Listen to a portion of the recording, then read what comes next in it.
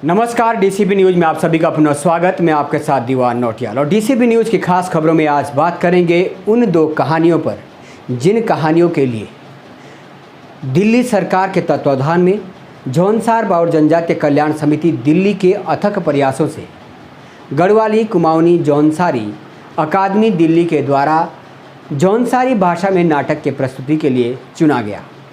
जी हाँ, नाटक की प्रस्तुति के लिए चुनी गई यह पहली कहानियाँ है जो जनजातीय क्षेत्र जौनसार बावर की जौनसारी भाषा में नाटक की प्रस्तुति की जा रही है।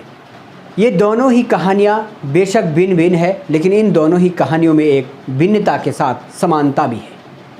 और वो समानता क्या है वो हम आगे आपको बताएंगे, लेकिन उससे पहले मैं बता चलूँ ये कहानियाँ कौन सी है। जी हाँ, एक कहानी है वीर शहीद केसरी चंद की और दूसरी कहानी है बच्चों का एक प्रसिद्ध त्यौहार जो पूरे एक महीने भर जौनसार बावर के विभिन्न गांव में मनाया जाता है, फूल पुजाई। और इन्हीं दो कहानियों पर हम आगे बात करेंगे। इन कहानियों में क्या समानता है, उस समानता की दिशा में भी हम आगे बात करेंगे। उम्मीद है आप आखिरी तक बने रहेंगे और इन कहानियों को आप भी समझने की कोशिश करेंगे। चलिए आगे खबर इसी पर विस्तार से। दिल्ली सरकार के तत्वाधान में देश की राजधानी दिल्ली में गढ़वाली कुमाऊनी जौनसारी अकादमी द्वारा 10 जून 2022 से आयोजित कार्यशालाएं हेतु दो जौनसारी भाषा की कार्यशालाओं के लिए फूल पुजाई एवं वीर शहीद केसरी चंद की कहानियां विषय चुने गए। हालांकि विषय दोनों ही अलग अलग थे, मगर बावजूद उसके भी दोनों ही विषयों में एक समानता थी और वो खत बनगांव के मेरावना गांव का योगदान। जी हाँ, अब आप सोच रहे होंगे कि भला मेरावना गांव का योगदान कैसा, तो चलिए आपको बताते हैं। जिन दो कहानियों को चुना गया उनमें एक थी वीर शहीद केसरी चंद की कहानी और इस कहानी का चयन जौनसार बावर के बनगांव खत अंतर्गत ग्राम मेरावना में जन्मे प्रथम पत्रकार स्वर्गीय नारायण दत्त जोशी जी के द्वारा वीर शहीद केसरी चंद पर हिंदी के लेख से इस नाटक का चयन किया गया। वहीं दूसरी कहानी थी फूल पुजाई जो कि बच्चों का एक अत्यंत ही लोकप्रिय त्यौहार है। फूल पुजाई पर भी खत बनगांव के मेरावना गांव के ही मूल निवासी वर्तमान में केंद्रीय जांच ब्यूरो के मुख्य सूचना अधिकारी के पद पर कार्यरत रमेश चंद्र जोशी के द्वारा अप्रैल 2014 में लिखे हिंदी लेख के आधार पर जौनसारी भाषा में कहानी लिखने को दी गई। तो अब आप समझ ही गए होंगे कि इन दो भिन्न भिन्न कहानियों में भिन्नता के बावजूद भी एक समानता क्या थी, और समानता ये थी कि इन कहानियों के लेखक दोनों ही लेखक जौनसार बावर की खत बनगांव के ग्राम मेरावना के निवासी थे, जिसके लिए कि न मात्र गांव मेरावना या खत बनगांव बल्कि पचवादून के पूरे जौनसार बावर को गर्व होना चाहिए। आखिर इन दो लेखकों की वजह से आज हम उस इतिहास के गवाह बने हैं जिस इतिहास में पहली बार जौनसारी भाषा में राष्ट्र की राजधानी के भीतर नाटक के प्रस्तुति का आयोजन किया गया। हमें उन नन्हे से कलाकारों का भी उत्साहवर्धन करना चाहिए जिन्होंने जौनसारी मूल भाषा में इन दोनों के नाटक में महत्वपूर्ण भूमिका निभाई। चलिए अब बात करते हैं इन दोनों ही कहानियों में छिपे एक संदेश की, उस संदेश की जिसमें नाटक के माध्यम से उस क्यारी गांव की उस पाठशाला से लेकर महाविद्यालय की शिक्षा से लेकर अंग्रेजी सेना में भर्ती से लेकर राष्ट्र के लिए आज़ादी को समर्पित वीर शहीद केसरी चंद ने खुद के बलिदान को दिया। प्रेरणा स्रोत है समाज के उन लोगों के लिए जो अन्याय को सहते हैं।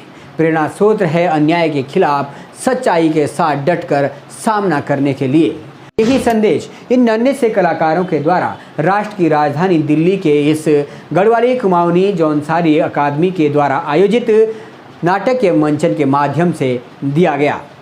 अब बात करते हैं फूल पुजाई पर्व की। फूल पुजाई पर्व जो कि 1 महीने तक मनाया जाने वाला पर्व है और यह पर्व विशेषतः बच्चों के द्वारा मनाया जाता है। आज जहां केंद्र एवं राज्य की सरकारें पर्यावरण की संरक्षण में हेतु विभिन्न तरह के नारे देकर मोटी रकम खर्च कर रही है, लेकिन बावजूद उसके भी हम पर्यावरण के दिन ही विभाग से लेकर सोशल मीडिया की बात हो या फिर किसी भी व्यक्ति की बात हो, पौधारोपण करते हैं, वृक्षारोपण करते हैं और वृक्ष के साथ तमाम सारी पिक्चर्स भी सोशल मीडिया पर डालते हैं, बड़े बड़े लेख लिखते हैं, लेकिन बावजूद उसके भी पर्यावरण दिवस की अगली सुबह देखो तो ना पौधों को पानी मिलता है और न उस पर्यावरण की वो पाठशाला याद रहती है जो हमने कहीं ना कहीं सोशल मीडिया के माध्यम से तमाम लोगों को देने की कोशिश की है। आखिर इससे ज्ञात होता है कि यह मात्र एक दिखावा है और जब तक आप भावनात्मक तौर पर किसी चीज़ से नहीं जुड़े हैं तब तक आप उसका सम्मान नहीं कर सकते। फूल पुजाई कहानी को जब हमने विस्तार से पढ़ा तो महसूस पड़ता है कि यह त्यौहार न मात्र एक मनोरंजन का त्यौहार है, बल्कि इस त्यौहार के माध्यम से वर्षों पूर्व से जनजातीय क्षेत्र जौनसार बावर में एक परंपरा चली आ रही है। वो परंपरा बच्चों को बचपन से ही अपनी प्राकृतिक और अपने पर्यावरण के प्रति भावनात्मक रिश्तों में जोड़े रखता है। वो संदेश जो पेड़ पौधों के प्रति बच्चों में लगाव पैदा करता है, वो संदेश जो बच्चों में अपने से बड़े बुजुर्गों के आदर और सत्कार की भावना पैदा करता है, वो संदेश जो समाज में भाईचारे और आपसी मेल का संदेश देता है।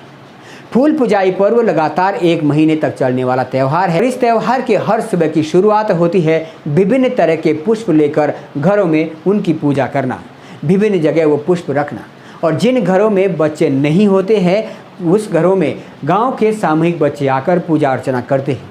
इससे न मात्र गांव में एक भाईचारे का समाज बना रहता है, बल्कि बड़ों के प्रति एक आदर और सत्कार की भी बच्चों के भीतर प्रेरणा मिलती है। हमने फूल पुजाई पर प्रस्तुत किए गए नाटक के मंचन को भी आप सभी तक पहुंचाने का प्रयास किया था, और आज हम वीर शहीद केसरी चंद पर राष्ट्र की राजधानी दिल्ली में किए गए उस नाटक के मंचन की कुछ पिक्चर्स आपको पहुँचा रहे हैं। उम्मीद है, आशा है आपको ये दोनों ही कहानियाँ पसंद आई होगी, और आशा है इन कहानियों से हम प्रेरणा लेंगे। आपके पास भी यदि कोई ऐसी कहानी है जिससे समाज को प्रेरणा मिल सकती है, आपके कल्चर में भी कोई ऐसा आयोजन है जिससे समाज को प्रेरणा मिल सकती है, तो आप भी ऐसी कहानी हमसे ज़रूर साझा करें। हम कोशिश करेंगे अपने चैनल के माध्यम से उस कहानी को समाज तक पहुँचाने की।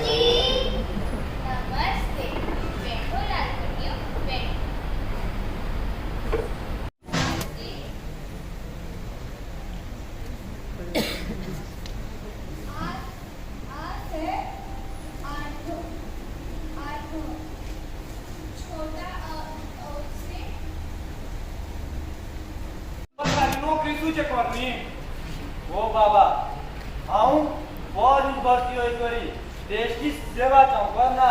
हाँ बेटा, पापा का काम करना और हमारे पूरे जौनसार गाँव एला पुण्य भी अपना बेटा फौज महीना रखा दे तो मैं कौशा सांसना ऐसा जवान वहाँ का बेटा फौज महीना। बाबा हमारे इलाके की ऐसे तो कहा पर पुण्य अपने बेटे मिडल तो भी रखना पड़ाई कोई लायक ना बाबा हो जिन्हें अपने बेटे एक चला के पढ़ाई जब तुम बहुत कुछ जानना जानो तभी तो और बाबे भी अपने बेटे दूध छोड़ा दे और बहुत कुछ जानना जानो इतनी ऊपर वाले काम बहुत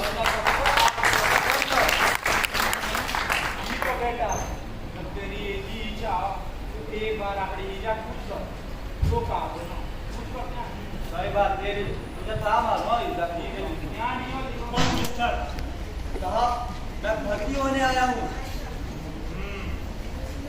कितना पढ़ा लिखा है तो? साहब मैंने एफए करके पढ़ना छोड़ा है। हवलदार नाम कॉल करो।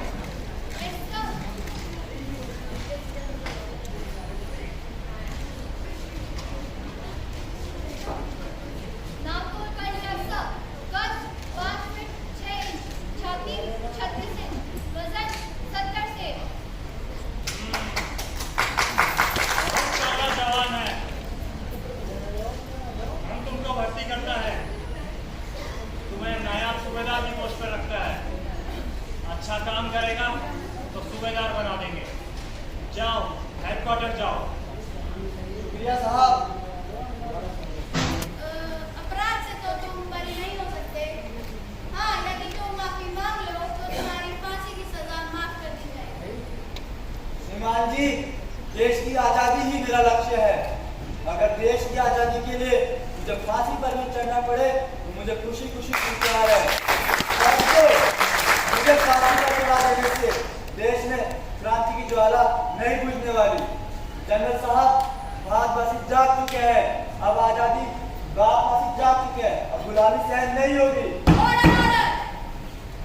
फौजी, अदालत केसरी चंद की अपील को खारिज करती है और उसे 6 मई 1945 को फांसी की सजा सुनाती है। स्वीकार है, स्वीकार है।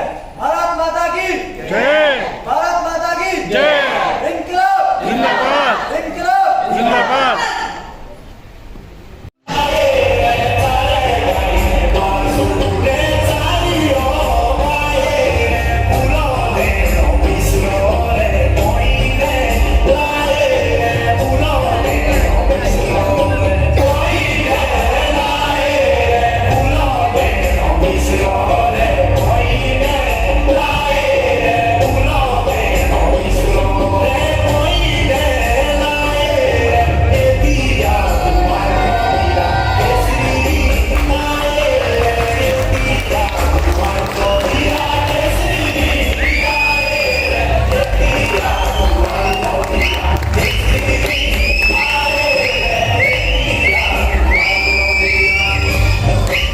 तो आज की खास खबर में फिलहाल इतना ही। आगे के लिए बने रहेगा DCP न्यूज़ के साथ। तब तक के लिए हमें दीजिएगा इजाज़त। नमस्कार।